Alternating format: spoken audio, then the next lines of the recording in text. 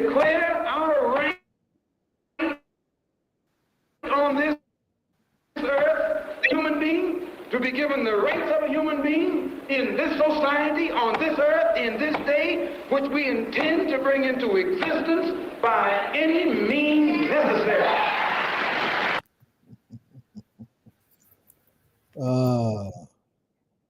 Welcome everybody. Now you can't see me. We got to figure out how to move the flyer. Welcome everybody to the, oh my goodness, this is October. This is the 10th installment. I think we may have missed one. Revolutionary Fourth Sundays for the Centennial of Malcolm X. My name is Zaid Muhammad. I see Dashawn Farrar just gave us a hotep from wherever Dashawn is out there in the world. We see you, Dashawn. We have an incredible conversation that we're going to do today. This is very much an in-house conversation tonight. In that, we're going to feature our own Charles Asukile Mitchell, who was a part of that delegation that went to Grenada in May, just before May 19th. A delegation of folks from the States actually got to go down to where Malcolm was born. And I don't know why I'm trying to move this thing. And got to build with Malcolm. There's a whole lot of Malcolm surviving family that's very much in Grenada. I'm learning about a lot of his family that's in the Midwest, where Malcolm was born, and where the Littles tried to raise their children before the state intervened, right? And there are some that are still in Canada. But Charles got to go on that trip with a lot of folks. It was led by IBW, the International Black World 21st Century, led by Ron Daniels, Elder Ron Daniels. And they included folks like, who was supposed to be our guest tonight, Melina Abdullah of Black Lives Matter Grassroots, Onifa Bendele, Movement for Black Lives, and who's also a daughter of the New African Independence Movement, and a host of others. A lot of folks went down on that delegation. Kim Poole is a young voice we tried to pull into this conversation. We haven't been able to get Kim. Kim was probably the youngest on that delegation, and several others. It was a powerful gathering for all to behold, and very meaningful for all to behold.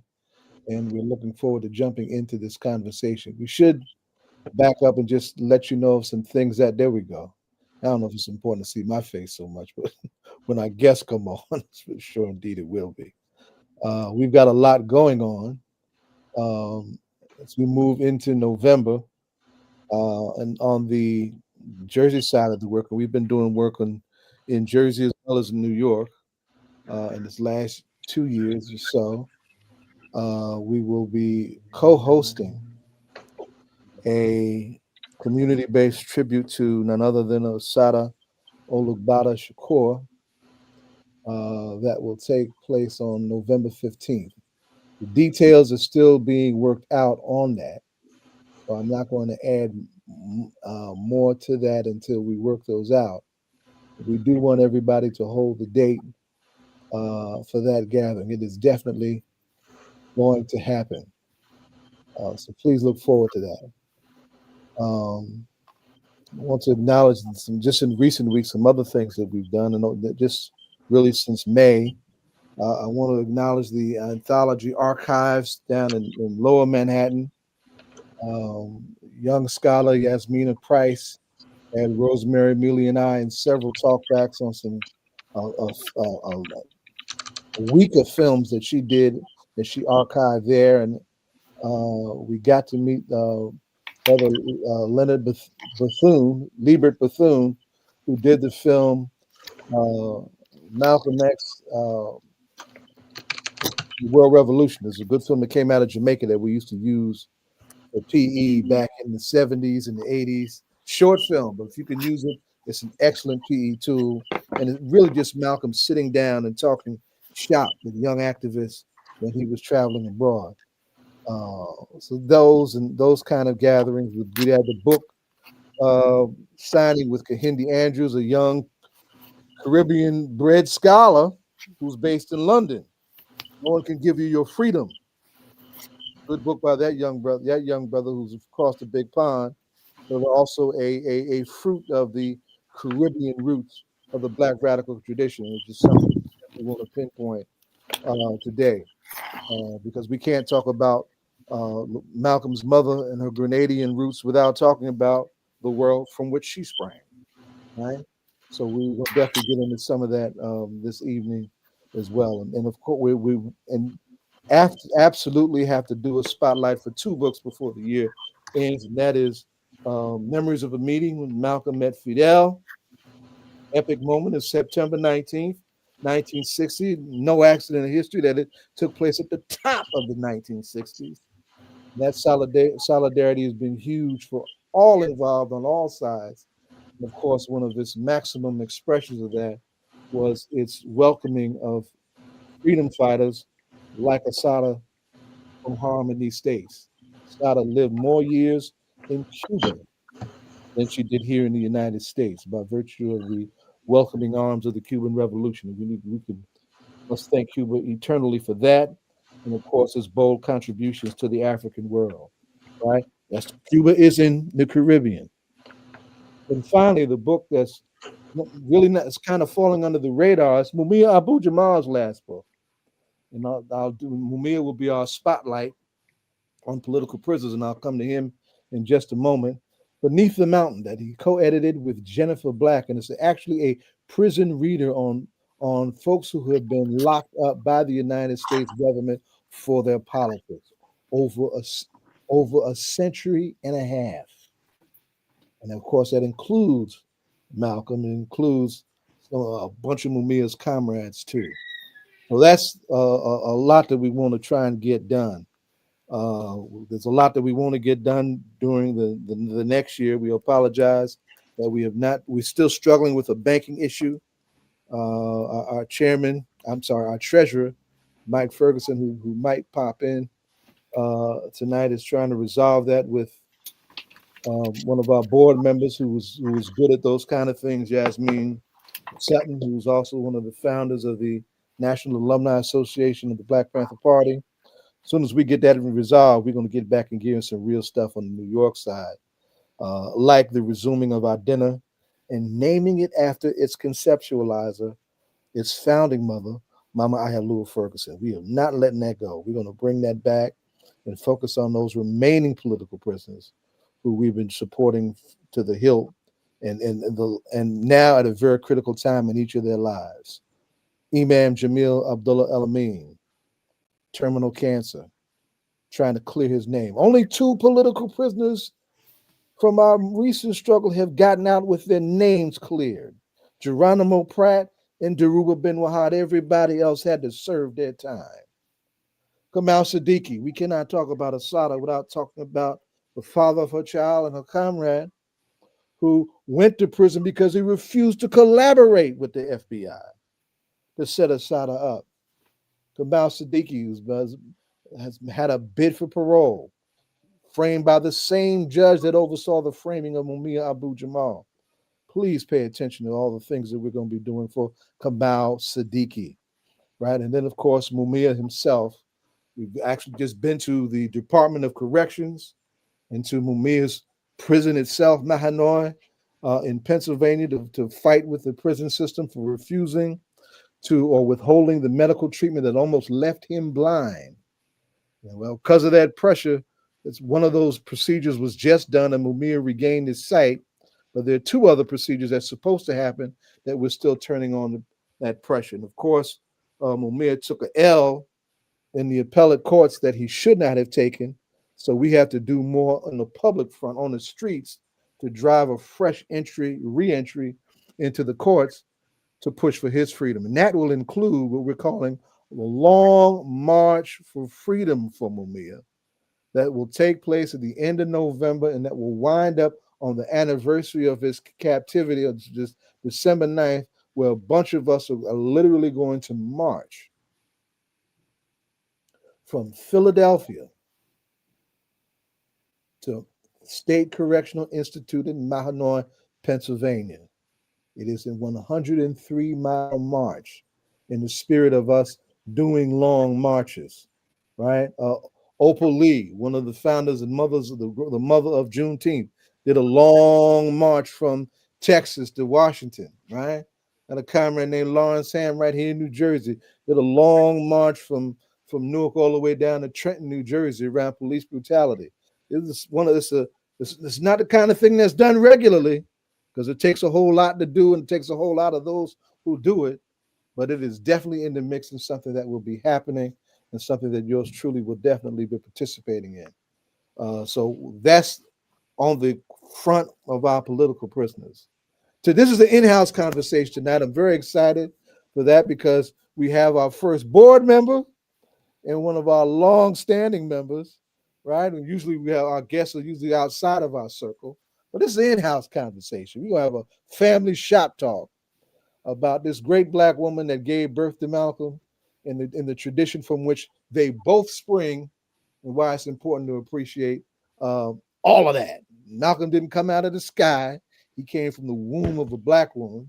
And that particular black woman was a black woman on fire for the liberation of African people worldwide, as she was absolutely a dyed in the wool Garveyite and paid, just like our political prisoners do time, paying the price for our freedom, locked up in a mental health institution in Kalamazoo, Michigan for almost 26 years, paying the price for not being capitulating the state forces trying to break up her family and punish her for her political beliefs.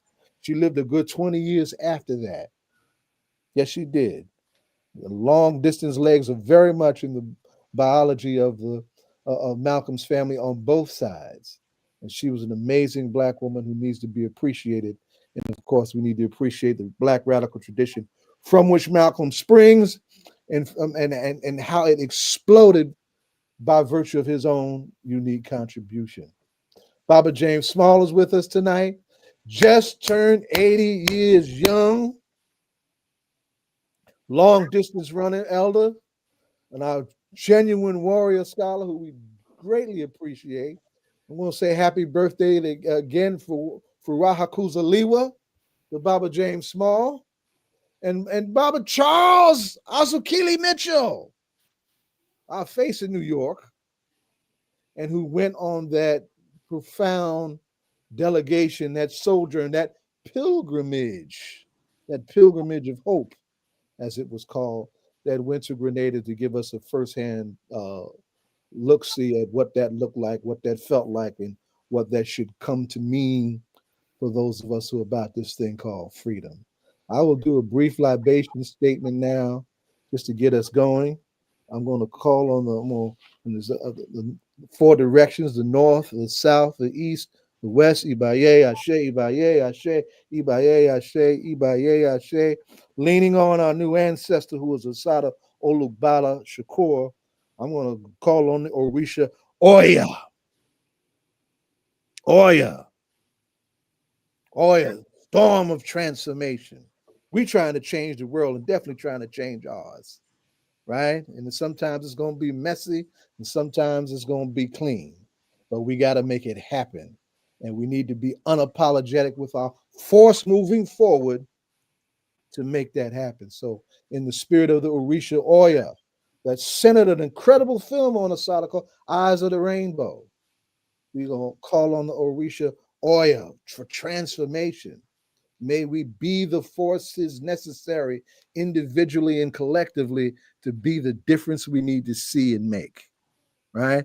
We call on her mother, Doris Johnson, who I was proud to know both of them very well, her grandmother, her profoundly spiritual and intuitive grandmother who had that close voice with the ancestors that Asada used to always lift up.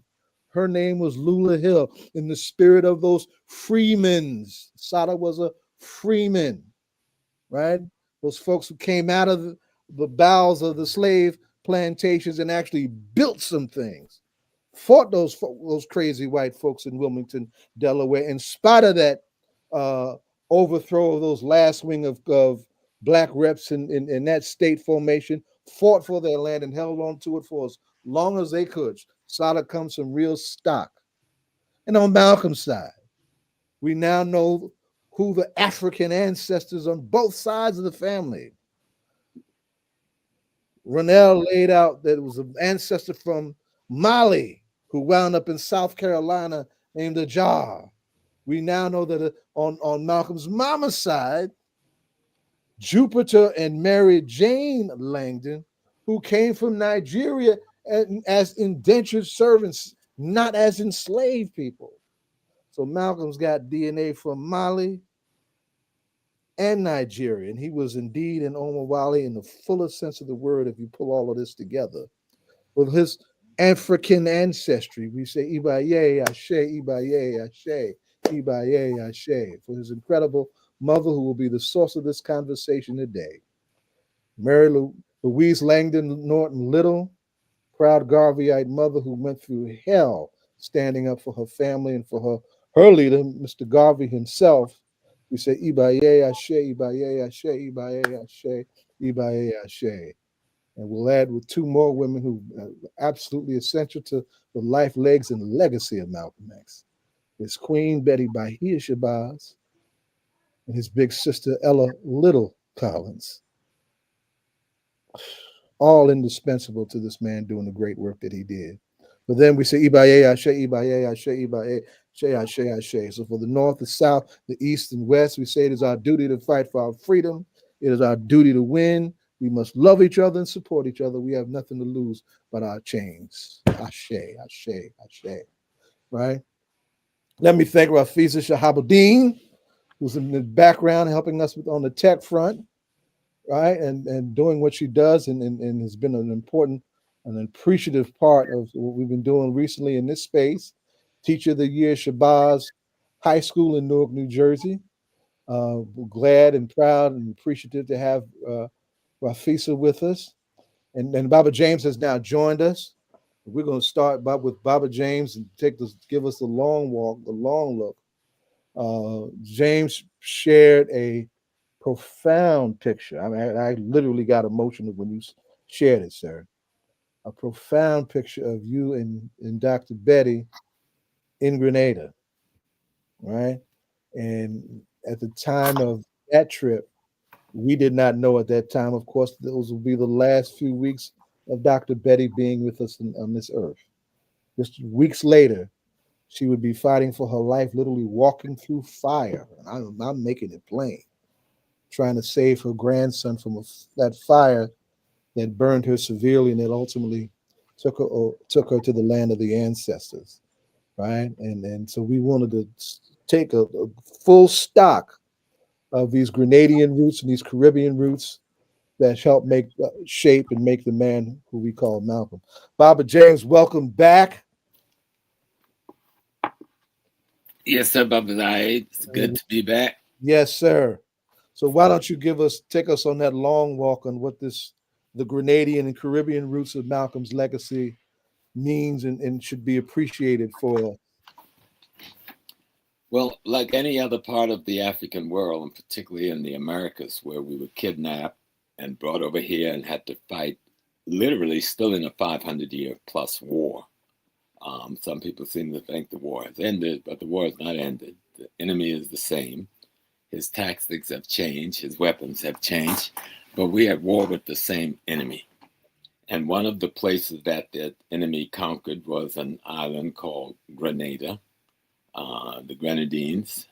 That was a series of islands that had you had Petty St. Vincent, you had some other neighboring islands that had a history of resistance against the colonizers.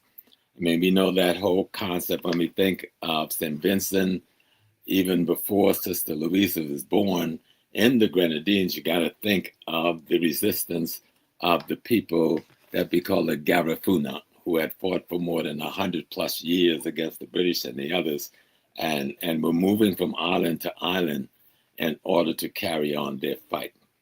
And the people of Grenada and the people of this big offshore island, Carriacou, these are people who have been resisting tyranny from its inception by the Spanish, by the British, And even after the revolution in Haiti was betrayed and Dessalines was killed, many of those people went to Grenada and went to Carriacou to escape the reactionaries that had taken over the government in Haiti and destroyed the progress of the Haitian Revolution.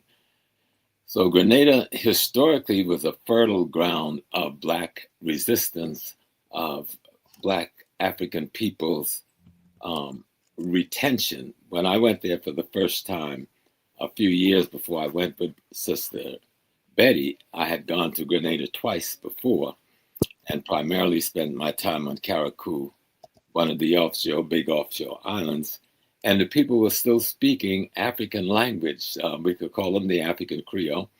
But if you understood Akan, the Akan language, if you understood Twi, you would understand the language of the people of Grenada. And they call their language Carriacou. I heard them speaking the first night I was there. And I go, like, oh, y'all from Ghana. So I tried my little broken Twi, and they were surprised that I could speak Carriacou. So there was a great cultural and historical and ethnic retention in that population. So it's easy to see Louise's mother and grandmother and grandfather and father being a part of a resistance against slavery, a resistance against colonialism. And so that became a culture that this young lady was raised in. And her family, before her migrating to Canada, and where a lot of the people from Grenada would migrate over time, her family was very much a part of what we would call today the African-centered movement in that part of the world.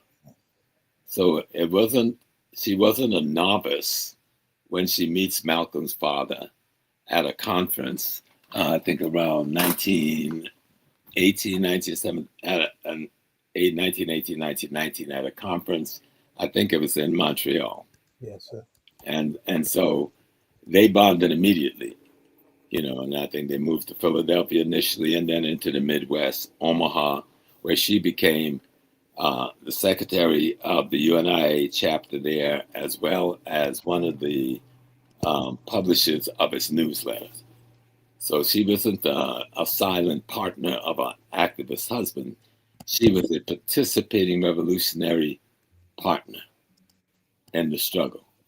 And of course, her husband would be killed less than a decade later. And she would be left to fight the system in that area after moving around, of course, in the Midwest, until they decided they had no legal way to bring her to prison through the courts. So they used something that they had always used against us back in those days. The state would take control of your life by declaring you mentally insane or mentally incompetent. And then the state would use that as a pretext to imprison you in a mental hospital. Getting out of a mental hospital was much harder than getting out of the penitentiary. A lot of people don't know that, because when you go into mental hospital, you're not there. You can't appeal to any courts to get you out. It's the governor, it's the state itself that is in control of your life, almost on a personal level. And I think she spent close to 25 years incarcerated. And people need to understand she was incarcerated. They say, she had a nervous breakdown. No. She was under a lot of stress because the state put her under a lot of stress, trying to take her children away, trying to force her on welfare. She did not want to be on welfare. She wanted to take care of herself. She had a land and she planted her own food, and the children hunted animals like everyone in those days who lived in the rural area did. And they wanted to put her under their control. And that means get you on welfare and have social service intervene with your children. And when she refused to allow for that process to destroy her family, they incarcerated her. That's right. And so Malcolm and the family, the brothers and the sisters, were able to get her out 25 years later. And she lived the rest of her life out with her family, her children and grandchildren in Michigan. So the impact, though, she had on her children was extraordinary. We know Malcolm's life very well, but her son Wilfred was a minister in the Nation of Islam. Her son Filbert was a minister in the Nation of Islam. Her son Reginald was a minister in the Nation of Islam. And her other children all was a part of the nation. I think maybe one, maybe Robert wasn't, but I'm not sure of that. But at that time, we can think of the Nation of Islam as we do now because of the conflict with Malcolm. But at that point, the Nation of Islam was then the most revolutionary organization in the country. Indeed. You know, It was. and people need to understand that it wasn't a pariah to the Black community. At that time, the UNA had been broken, and many of its members became a part of what became the Lost Foundation of Islam in the West, or we know as the Black Muslims, or the Nation of Islam. And so it was the revolutionary thrust and force in the country, and her entire family became a part of that instrument, which tells you something about her mind, and how she raised those children and infused in those children those values of resistance and rebellion. Totally. And I think of Wilfred explaining. Wilfred, of course, was the big brother of the family, right? And the first to really go in deep. Yes. And he used to say, it was just like being in the Garvey movement all over again, in terms of their own intro and their own contribution. I forget who did it in their scholarship, but there is somebody wrote a good essay on the little family contribution to the growth of Malcolm, building on what Malcolm did, of course. But that whole area in that Michigan area, where Wilfred and Filbert played very important roles in the stabilizing of those temples in Michigan, and were steady forces for a long time in the nation, is indeed, and we need to appreciate the continuum of struggle that from Garvey to the Nation of Islam, and what became out of the various streams of struggle, with Malcolm, of course, when he moved on. Mr. Muhammad himself and his wife Clara Muhammad were Garveyites, right? That whole notion of building the structure that became the Nation of Islam, that the nation became famous for, comes straight out of the UNIA, and both its forerunners, meaning Elijah Muhammad and Clara Muhammad, both were key in that. In fact, it was Clara, who never really gets the credit that she deserves within the nation, who insisted on the development of what became the University of Islam, schooling of Muslim children, aside from public schooling and all of its segregated baggage that we know public education to be in this country, as it is and as it was. So that continuity is huge. Now remind us now move us forward a little more forward, because you tell us about, when you went with Dr. Betty. Yes, sir. There was an organization led by the young man who's now the city, is he called the city advocate in New York? What's his name? Community. What's the community advocate for New York? Public. Are you talking about Jemani Williams? Jemani, right.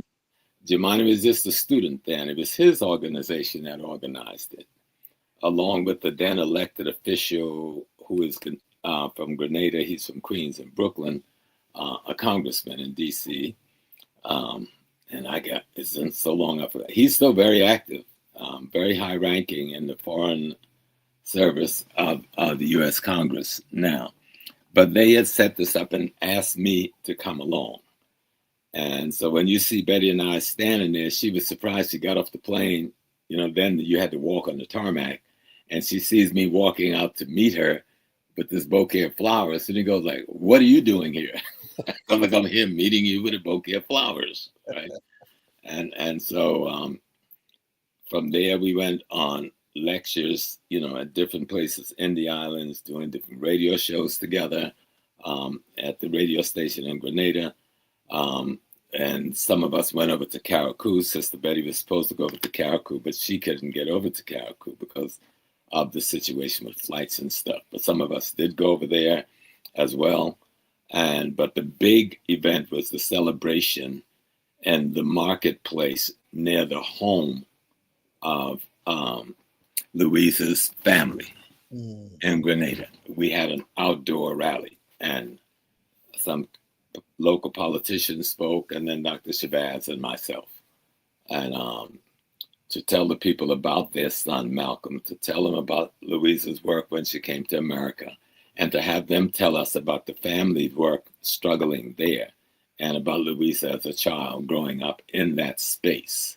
And so, like you said, this was it was like a couple of months before she passed. And we came back here to the States. I think we met twice, before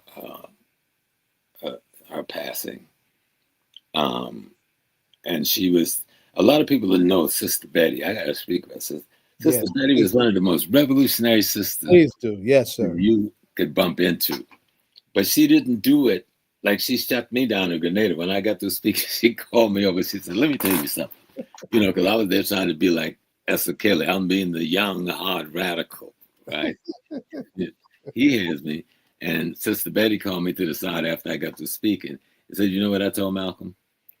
When you rile up the enemy like that and you're not prepared to destroy them when they come, you're in trouble. So be careful how you rile the enemy. So learn to manage your speech so you can get the message to the people without endangering the ones you're giving the message to. I didn't quite understand it at first. I thought she just didn't like me being so radical. And I realized over time and learned to develop a teaching method where I could give you the information I wanted you to get, and even the enemy would miss it. But she never backed down from any challenge. And she respected Sister Louisa. She knew more about her than anybody living at that time other than her family. She knew more about her than the family in Grenada because they didn't know about her life in America, really. So Betty being the wife of Haj Malik al-Shabazz, Malcolm X, he had shared so much about his mother, about the things the mother had told him about the family in the Caribbean, that she was the encyclopedia on Louisa Little at that time. And just an extraordinary lady. She was a member of the NACP. She didn't get caught up in the contradictions that some of us get caught up in the ideological mind splitting some of us get caught up in.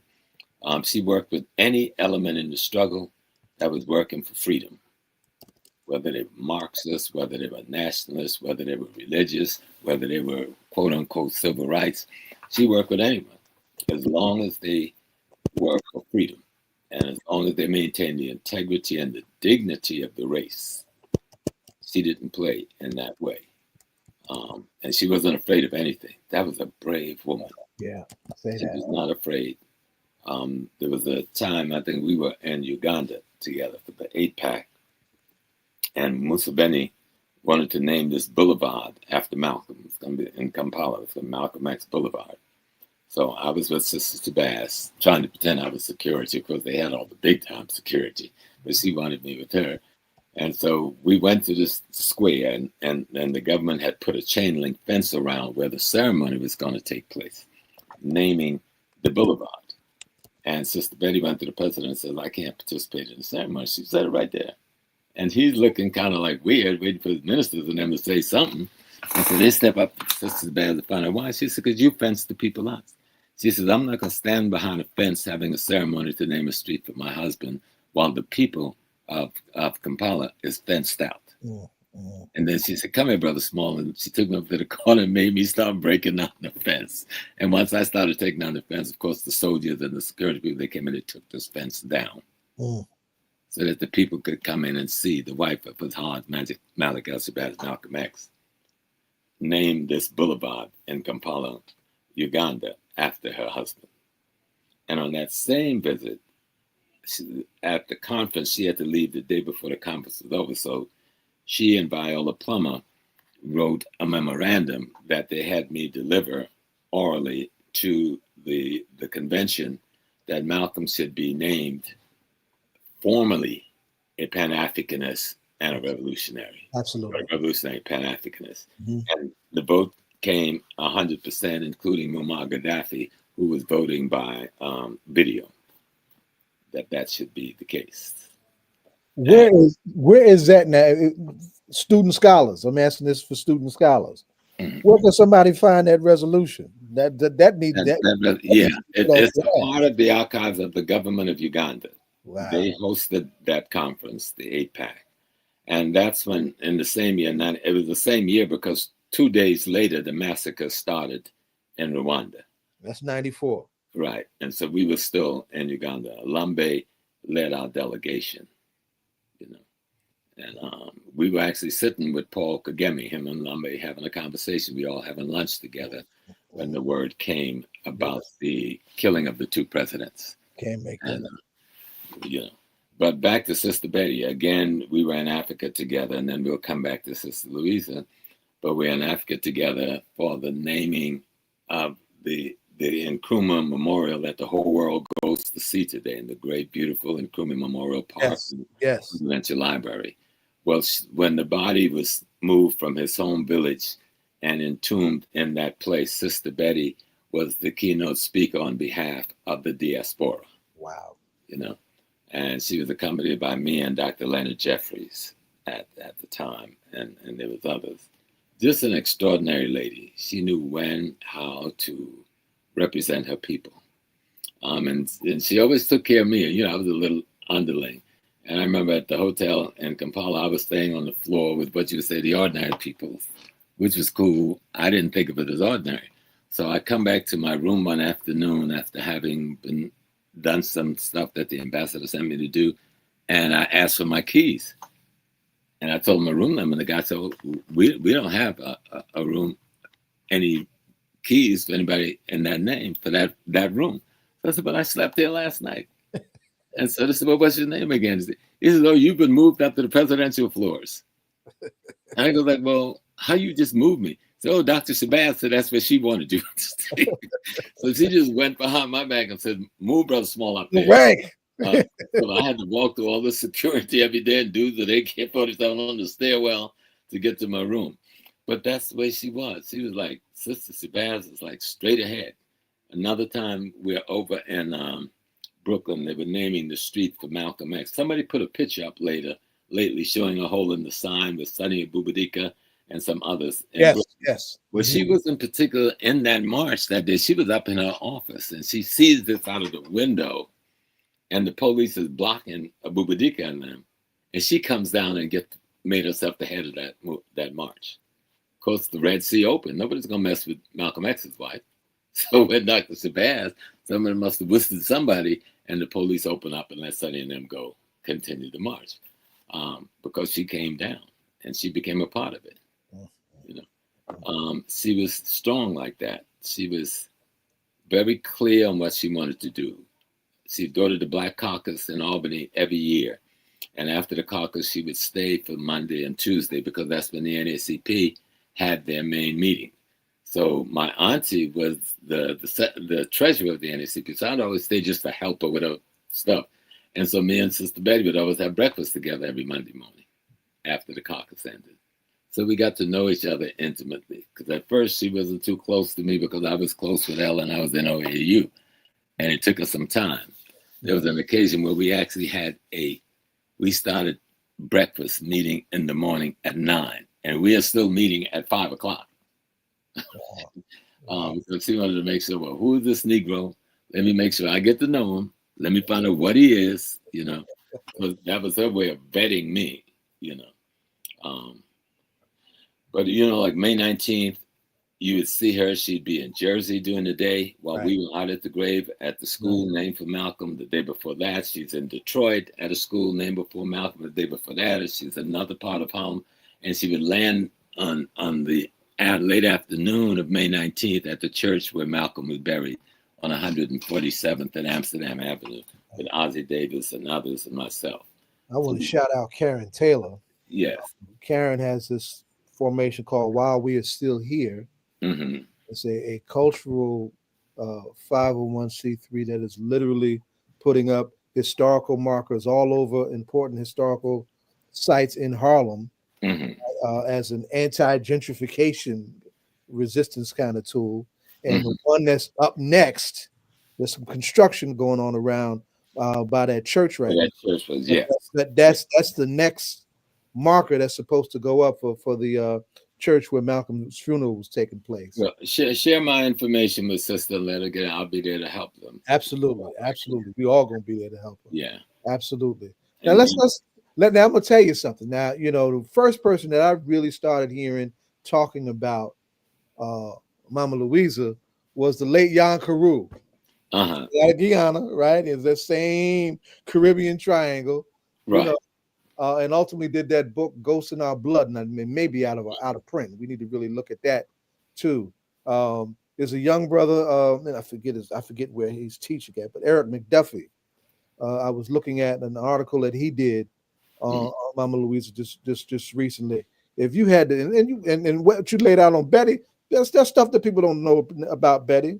Right. In terms Oh, of a the lot. state of scholarship on Malcolm's broader legacy, Malcolm, his mother, his queen. Mhm. What are some of the holes that still need to be filled in your estimation? Well, one to, especially with Sister Louisa, to go back to Omaha, right? When she is the secretary of the chapter. That means you making sure all the meeting stuff is going on. You making sure people are supposed to get to the meeting. You making sure the minutes are distributed where it's supposed to be distributed. You making sure the leadership know they're supposed to be in place. People don't understand. When you're the secretary of the organization, you're next to the president of the organization. You working? And so there she was. Her husband at this time had been assassinated. No, he was still alive. Just shortly before he gets assassinated. And here's this woman, a leader in one of the main Garveyite organization outside of the critical East Coast. In the center, what is that time, Omaha, Nebraska, is the center of the Midwest Black population. Right. Yeah, how about that? And this is the time where this was a hotbed of the Ku Klux Klan, Yes, sir. a hotbed of the Red Shirts, a hotbed of the Black Legions, which was just clans by other names, terrorist organizations that would attack anybody that was trying to bring forth some kind of Black organization, some kind of a Black understanding and protection, a Black building in their community. And she was one of the leaders, not a sideline, not someone that came to meetings on Sunday. She was one of the leaders of the organization that made the decisions of what do we do next. In the same way her son would become a minister and a leader in the Nation of Islam years later. And the proof of her work is just the all of her children. Philbert actually ran 2 temples of the nation at one time. How about Okay. that? 2 temples. Wilford was just an extraordinary minister, but he's an extraordinary advisor to the messenger. You understand? Reginald is a firebrand in opening up temples on the East Coast. He's the one that would bring his brother Malcolm in. But his sister Hilda is in the nation. Ella is in the nation. All of this family is in the Nation of Islam, and it's mainly due to this woman's teaching. Yes. Of course, her husband as well, but her husband leaves when these children were just babies. She's the one that instilled this in them. All of your children, it's usually once, I'm over here in the Jehovah's Witness, I'm over here in this. No. All of your children went to Black. 7 of them. Yeah, that's huge. And then they brought other family members in. Right. Right. Because I think it was Wilford and Philbert that brought Ella in. Well, Malcolm finally got her to do the step over, but she was working and supporting Philbert and them before Malcolm got her to walk in. And Ella was open one of the first daycare centers for the Nation of Islam up in Boston under Malcolm's leadership. So all of this is Louisa. These are her cubs, that is carrying on this work that her consciousness produced. Because she's taken away, like the father's taken away early, she's also taken away from those children very early. But she had that time to move them from one space to another space, and no one could turn that around. Right. Right. And history backs that up. The historical record clearly backs that up. Now I want to bring brother Charles into this because Charles actually got to make that Yes. sojourn. Charles, tell us about the pilgrimage of hope that you participated in. Some of the folks that were with you. And Charles was a scene stealer. IBW has a YouTube of the main gathering. It's about 2.5 hours where everybody spoke and whatnot. Charles grabs two of the children, Right. right, and brings them up, two of the babies. This is Malcolm's bloodline, right, and put them in the program. And he does that whenever we do things. When there are children around, Charles always gets hold of them, right? It's one of our natural teachers. Like, a bunch of us ain't in classrooms where we need to be, right? But Charles was a scene stealer. We were so proud of Charles when he made that move like that, bringing those children into the space in a meaningful way, so that it becomes more a part of their memory, right? Than just, old heads talking about some stuff and we just got to wait before we can eat for them to finish talking. Come on in, brother Asukile. Tell us about that trip you went on. So, Dr. Ron Daniels gave me a call, said, oh, first of all, before I go any further, let me just, can you all hear me first of all? You fine. Yeah. You're good. Yeah. You're fine. All right. One birthday you didn't give a shout out, and happy birthday, Baba. I didn't get a Thank you, chance brother to call you Asukile. since your birthday. Yes. But we also have a birthday within the ranks of MXCC. That's right. Our beloved brother Michael Ferguson. So we definitely want to give Our him treasurer. Happy birthday, Michael. happy belated shout out. The son of course, Ealua Ferguson and Herman Ferguson, or the stepson of Ealua, which is still a son in our tradition, so it don't really matter. So we don't use the step in our Yeah. conversation. That's right. That's right. But I was able to take advantage of this, Dr. Rondell. He gave me a call last year. They had another exploratory trip where they were making connections with the family of Louise. And something happened last minute, and that wasn't able to happen. Somebody that, had a higher priority, I guess you could say, needed to go. So he told me the next time, and then the next time turned out to be this year. And so we went there just before our annual pilgrimage, the week before actually, and it was an amazing trip. If you could share my screen, you could see the picture. This is one of the young people that you were talking about, direct descendant of Louise Helen Langdon Little Norton and his mother. And I pulled them up because I wanted them to understand that all of this work that she did, all of the work that we are doing is for them, for their future, to provide an opportunity for them that we may not necessarily have had, and for us to be free, and that's the most important part for me. And so I said to them when I had him and another young sister who was not in this, she was a student that came as part of a student group. Okay. I said that whatever you do, make sure that you are using those tools and skills that you acquire for the freedom and liberation of our people. You can have your particular interest and fields that you want to go to, but make sure that whatever you do, you use it to make an impact for the freedom of our people. And I think that's why, that's one of the things rather that we have to put into our children. We have to give them an understanding that you are not just about you, you are about your family and your people, and the things that you do will affect, will hold back, will deter the freedom of our peoples as African peoples worldwide. And so I always try to reach out to young people to make this real to them, because a lot of times you see them at these events, a mother or a grandmother or somebody may have dragged them to it, but very, very rarely do I actually see them fully engaged and excited about what's going on. They're kind of there and, playing with their phones or whatever they do these days. And so we have to pull them into these activities, make them an active part of these activities, and give them an understanding of why this is going on and why it's pertinent to their lives, not just because granny or mommy or somebody brought me to it. So this placard that you see in the background, this is actually one of the reasons, partially reason, aside from making a deeper connection. This was donated by the Institute for the Black World and the coalition to mark the spot where the home where Louise grew up is the house is no longer there, but the family still retains the property.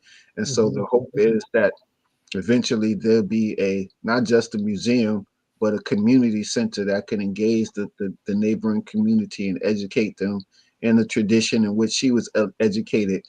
Uh, when you said I was still in the show, I thought you were talking about what I said, because some folks are upset at me. They said I was uh, um, talking about the nation.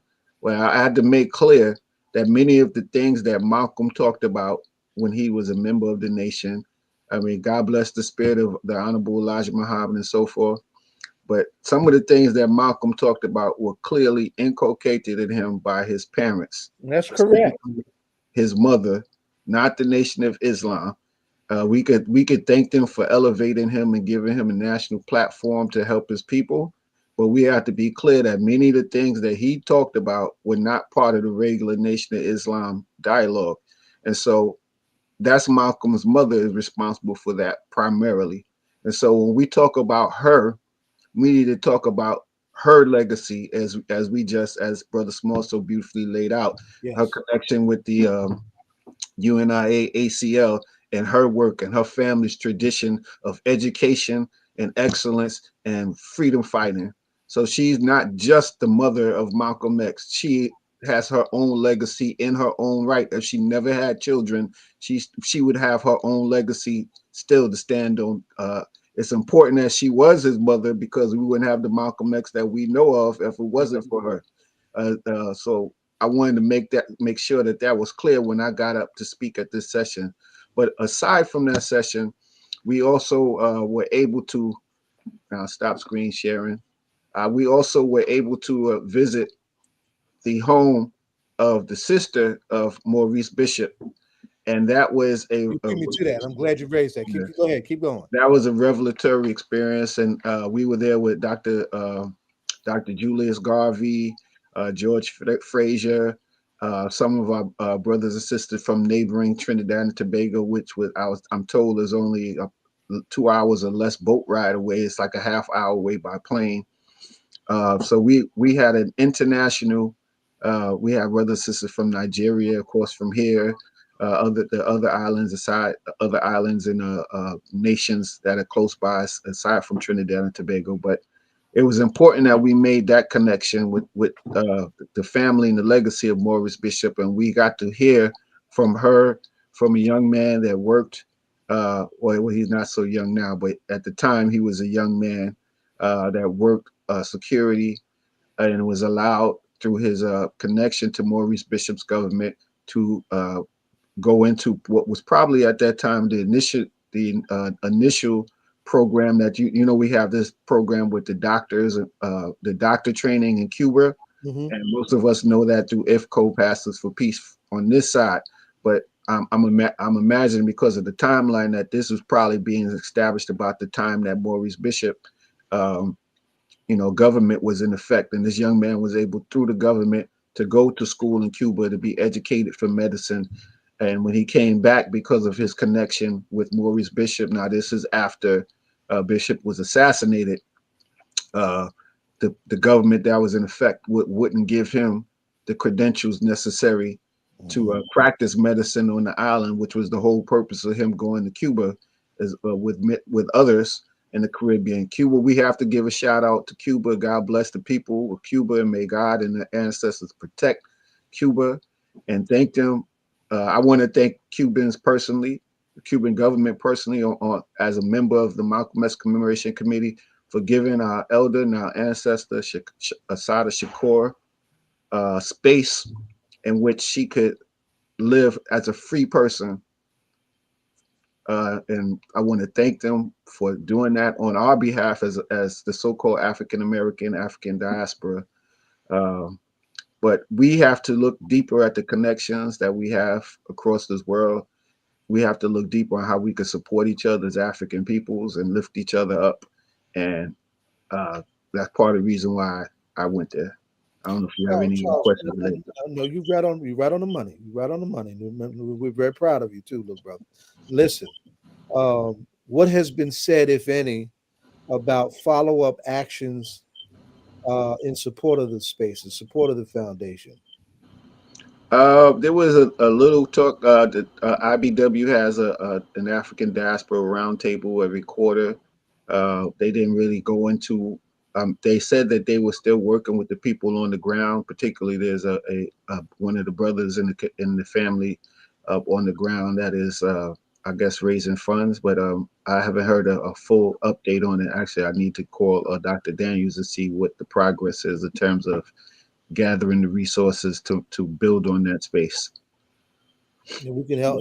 We'd be and remind him that we'd be more than willing to help with that. I want to just acknowledge because we didn't have, and I think I may have mentioned it at the beginning, but we absolutely need to do a follow up piece and bring in two women that I'm very proud of who were also on that delegation, and their young mothers trying to raise their children in struggle, right?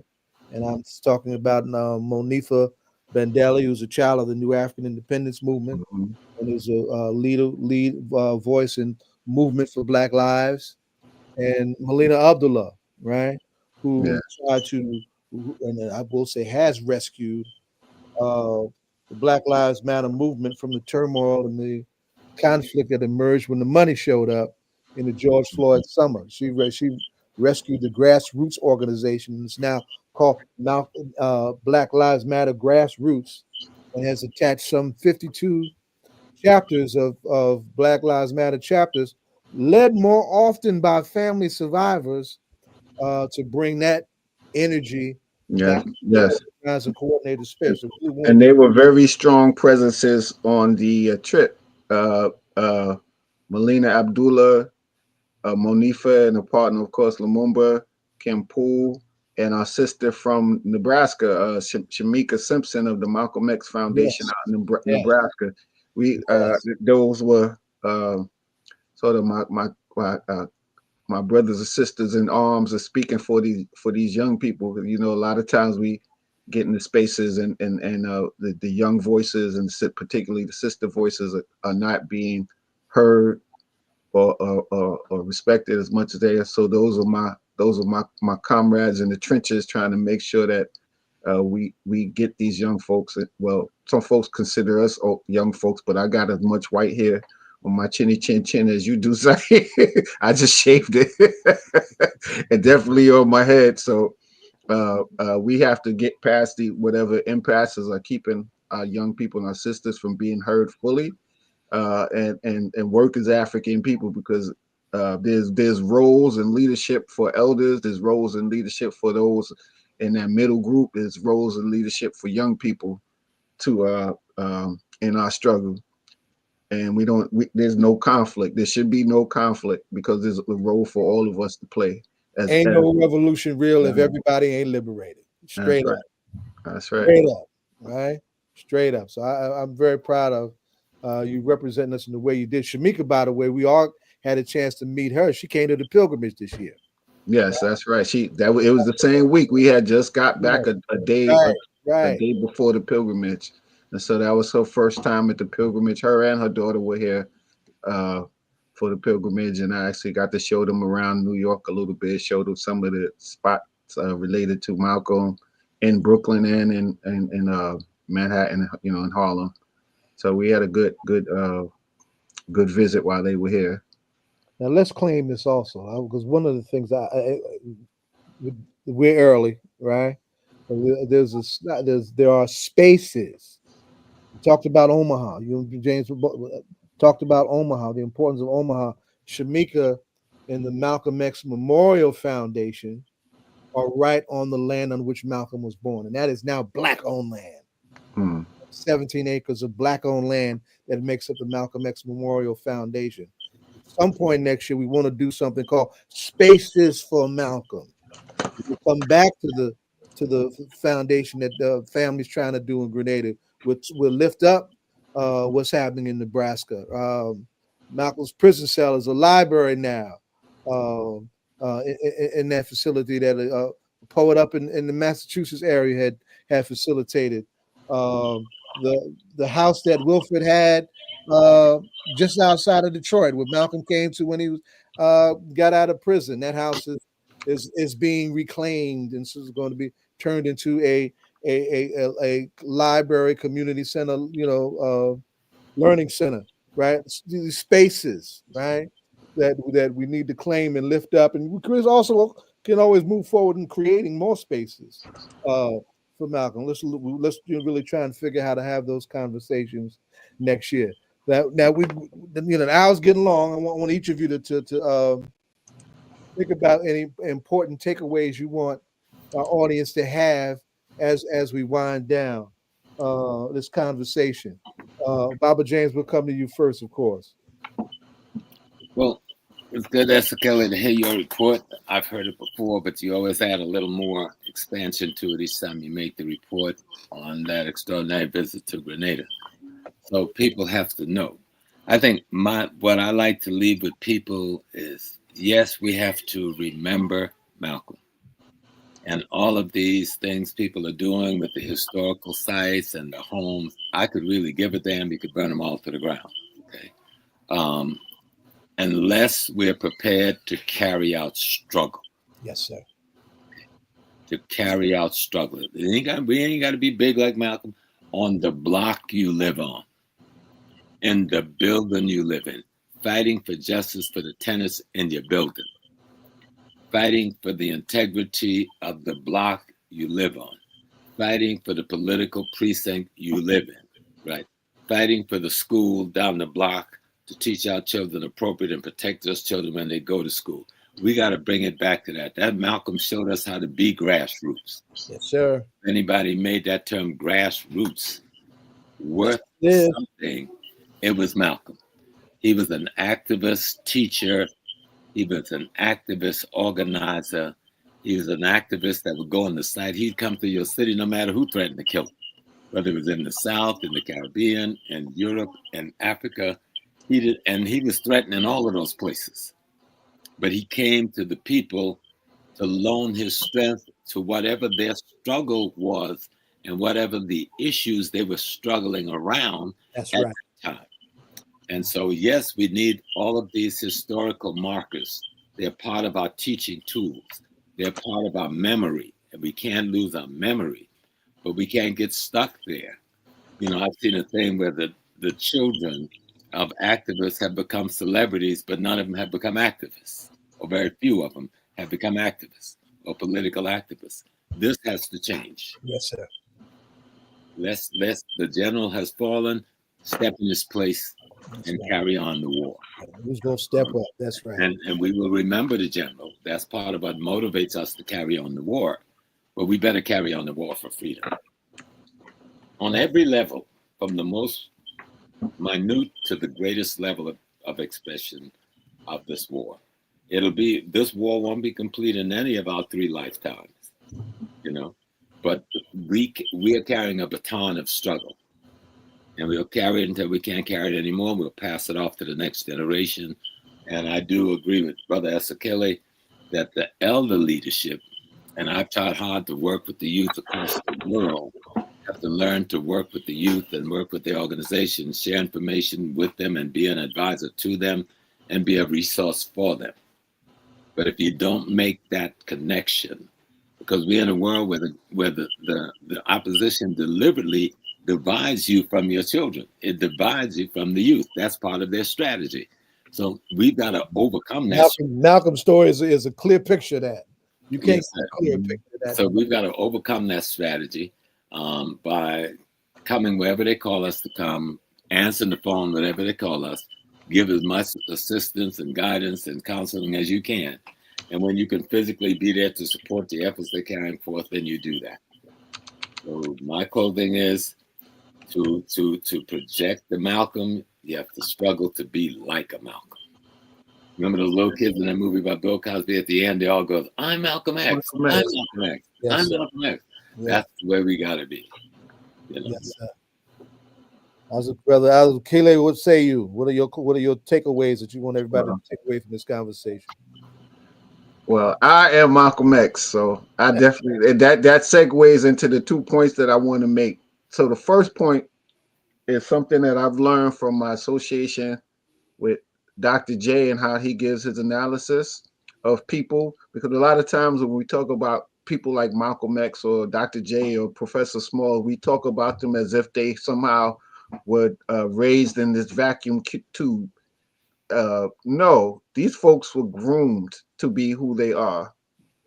Brother Smalls has a deep, deep African village connection in South Carolina where he was groomed to be the man with the values, interests, and principles that he has. Dr. Jeffries was groomed by his mother Leola and his father Leonard Sr., but also by the Newark community to be the man who he is. So my first thing is for us, if we want our children, if we want a different picture for our children, if we want our children to have different values, interests, and principles that are pro life, pro African people, pro freedom and self determination, if we want them to be leaders, we have to be the ones to ingrain that into them. They will not just pop out and just be that on their own somehow miraculously. So we have to ingrain the values, interests, and principles of African people and the necessity, the requirement to do whatever you can do as an African person. Even as Dr. Clark used to say, even if you're a street sweeper, be the best street sweeper you can be for African people. We have to ingrain this into our children and make it clear to them that we are at war. uh, the second thing is I don't know if my screen is sharing, but a lot of times we talk about people, and so I wanted to so the young people that are listening to this can know who we are talking about this evening. We are talking about Malcolm's mom, Louise Langdon Norton Little, and her husband, who you see in the image here. Uh, this is one of the books that just popped up. I have another book about the three mothers that is out about her, and there are other books on. But there's at least two books about Betty Shabazz's life, and certainly there's 50 or more books on Malcolm X. So young people, and this is Louise, a picture of her as a younger woman, and I just wanted us to see. This is her with her niece, who was a caretaker. Right. Her later in life, That's the she was background of her life. released. So she was released. Absolutely. So I wanted them to see what she looked like to make it more real for them. These were real people, and many of the struggles that they go through or went through are the same struggles that we are going through right now. And our young people have to understand that until we are free, things like this, what happened to her, things like what happened to Malcolm, things that what happened to us. Zai, you got some tales, Brother Smalls, you have some tales, and I definitely have some tales. The things that happened to us are going to keep happening to African people until we are free and self-determination on our own land, and where we set the rules and we control the politics, the economics, and the culture. So I want to leave that message with our young people, because I'm getting older. I got what's that saying? They say I got more years behind me than I have in front of me. I'm still kind of young and good looking, but it ain't gonna be there forever. So we need to get these young people on board and help them understand that because there's so much stuff that they're being bombarded with. This talk about generational wealth and all of this nonsense.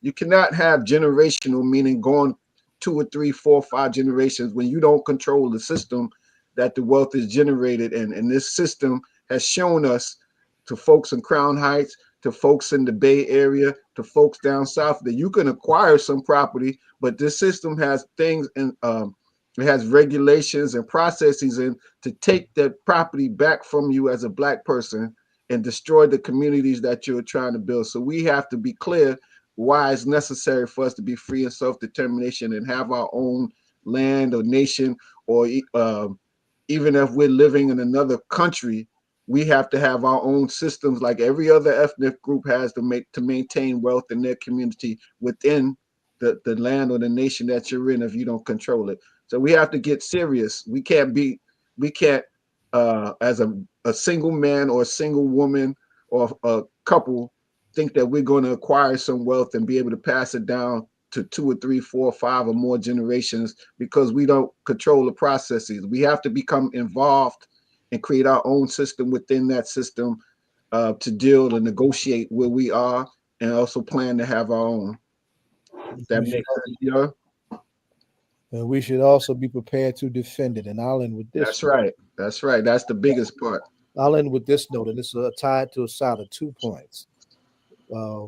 Wednesday marks the 60th anniversary of the autobiography. For all of the flaws and the problems with Alex Haley, right, that autobiography is a continuum of the revolutionary slave narrative. Asada's autobiography comes right behind that in that same spirit.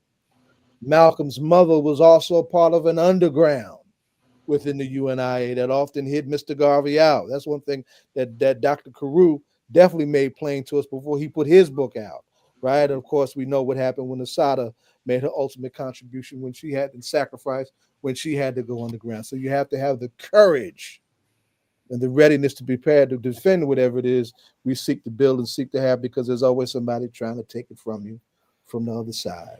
So for the spirit, courage, commitment of that amazing womb of fire that gave birth to Malcolm, for Malcolm's selflessness, supreme Iwa supreme character and courage, right?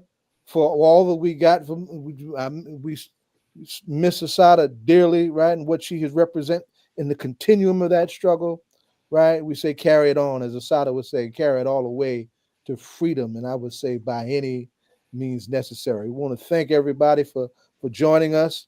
Newark, October 29th is the anniversary of this autobiography. We'll be doing book giveaways of the autobiography to 2 programs of young folks who participated in the pilgrimage a couple years ago. Those young brothers who were dressed in white, right? They're 2 programs. We're going to address those programs this week with the autobiography. And of course, November 15th, Newark, hold that date. We'll be doing a tribute to Asada in real time at a space and time to be determined in a Mississippi Minute, right? The next Revolutionary Fourth Sunday will be on November 23rd. We're trying, it's our intention to do something around another piece on Black women, because that week is also the week of the International Day to Eliminate Violence Against Women, right? Malcolm was a defender and protector of the Black woman, right? So we're looking at if we can pull that together. And I'm just learning that one of the key voices that we wanted to build around may not be on hand, so we may have to pivot and do something else. But that isn't our intent. So hold November 23rd, same time, 7 p.m. for our next installment of Revolutionary Fourth Sundays, and we got a ways to go on this walk. Thank our guest, Baba James Small, and for Kuzaliwa again, sir. Happy birthday. Happy birthday again to our treasurer, Michael Ferguson, the son of Baba Herman Ferguson.